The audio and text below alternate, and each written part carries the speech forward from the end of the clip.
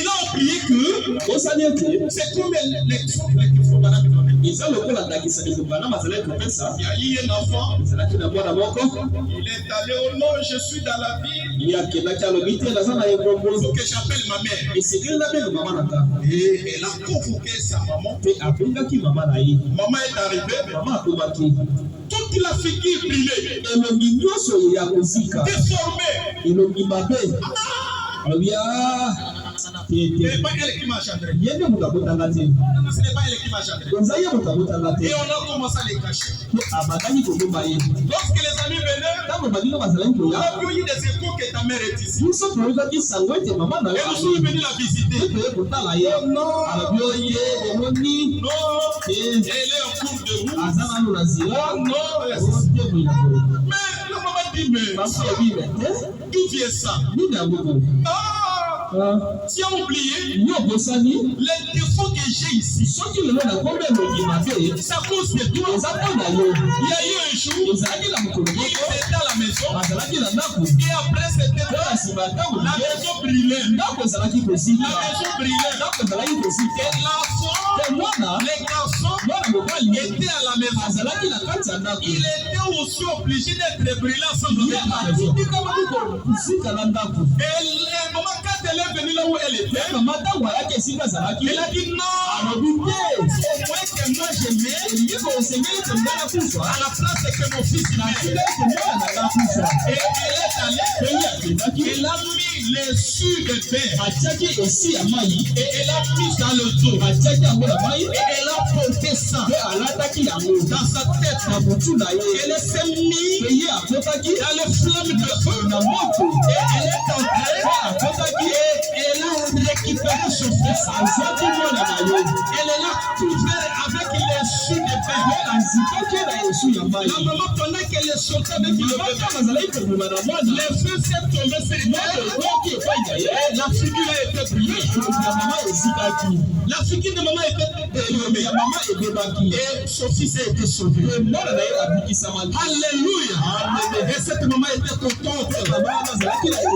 Parce qu'elle a sauvé son fils. Et après cette époque, son fils a grandi. Il a eu des moyens. Il était dans la société. Après le travail vocateur.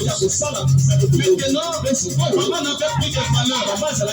La figure de maman était déformée, brûlée, noire. Maman dit, c'était à cause de ça. Cet enfant, il ne pouvait pas oublier négliger sa mère. Ni t'étais les souffrances de sa maman, ni t'étais le sacrifice de maman. Elle acceptait d'être brûlée. C'est ce qui a fait que ses fils soient sauvés. Alléluia. Alléluia. Aujourd'hui, à des fois, tu as pris de négliger Roger. Roger n'a rien. Il est pauvre. Il n'a rien. C'était à cause de toi que j'acceptais d'être pauvre. Et dans cette condition, tu as fait les questions. Qui ça? Tu préfères seulement ce que tu es. Aujourd'hui, Roger ne congé plus être ton père. Il ne congé plus. Il faut que d'autres là qui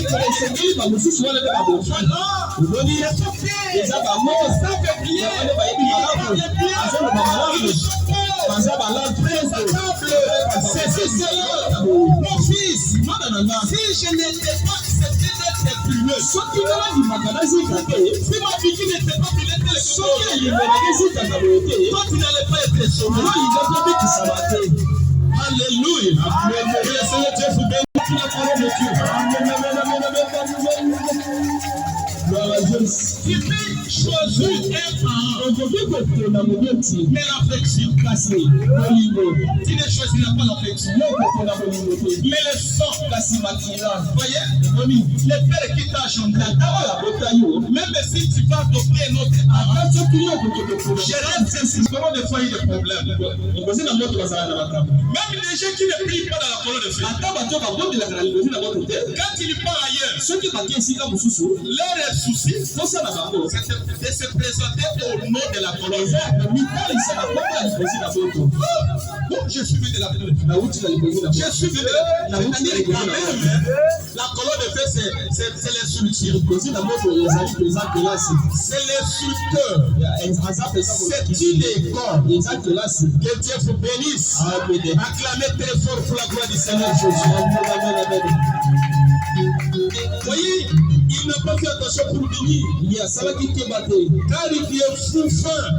Oh Dieu soit béni. Il dit, plutôt avec ces vieux pasteurs-là, j'irai ici me faire membre chez les assemblées. J'irai me faire membre chez celui-ci. J'irai me faire membre chez celui-ci. C'est vrai. S'ils ne m'ont jamais demandé d'études ceci. Mais frère, si vous ne pouvez pas avoir la foi dans votre pasteur, débarrassez-vous de lui. C'est vrai. Est-ce que tu as compris quelque chose? Est-ce que tu as compris quelque chose? Voyez, c'est vrai. Votre pasteur peut vous aider aujourd'hui. Si vous avez foi en lui.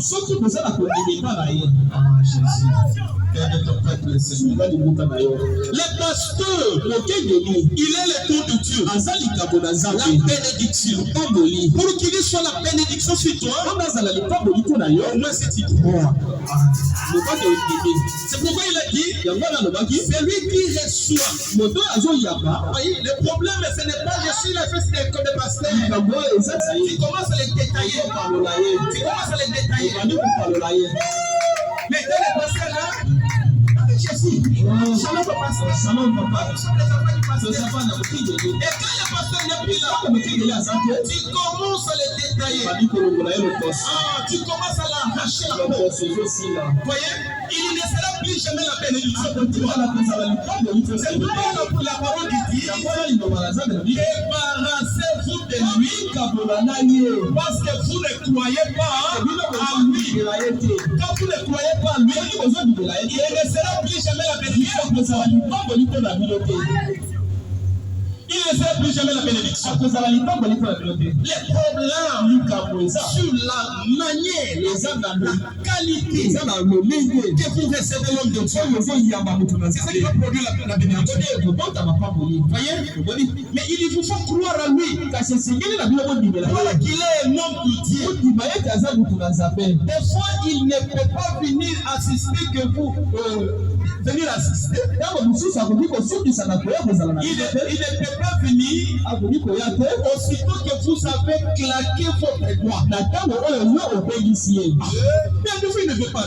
En ce temps, même j'ai appelé le pasteur. Il n'est pas venu pour toi. Il n'est pas venu pour toi. Oh, il n'est pas venu. Je n'irai plus à l'église. Parce que j'avais dit ceci. J'étais malade. J'ai appelé le pasteur. Le pasteur n'est pas venu. J'ai appelé les églises. Aucune personne. Même les frères, même les sœurs ne sont pas venus. À cause de cela, je ne viendrai pas. Seigneur Jésus, aide à ton peuple. Il n'est pas censé de le faire. Ce n'est pas la position. C'est un homme conduit par Dieu. Dieu sait comment il lui conduit ses serviteurs. Ce qui est plus dangereux, même des femmes. Je ne sais pas qu'est-ce que j'ai lu dans mon ministère. Même des femmes ont failli vouloir me conduire.